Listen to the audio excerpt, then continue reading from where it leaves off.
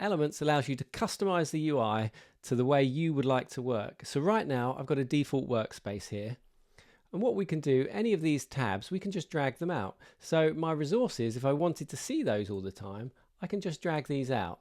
Now I can drag them into another window, or I can place them anywhere in the UI. So if I want to place this back, I can drop it there. We also have drop zones here. So I can place it on the side of my editor. I can place it on the other side of my editor. And I can put it in the panel over here.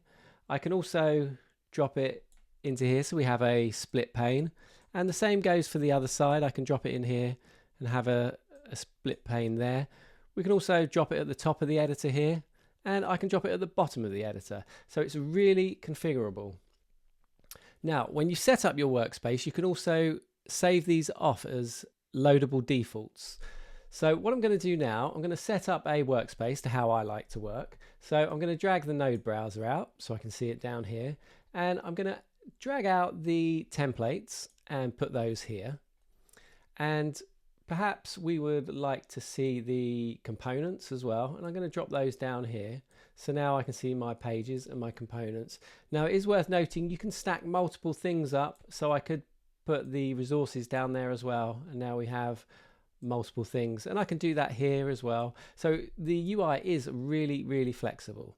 So now I've got my layout looking great, and this is how I'd like to work. What I can do, I can go up to this area here where it says default workspace, and I can save this as a new workspace. So let's do that, and we'll call this demo workspace.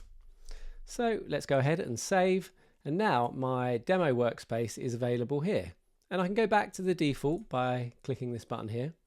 I can also manage my workspaces. If I want to remove any of these, I can do so.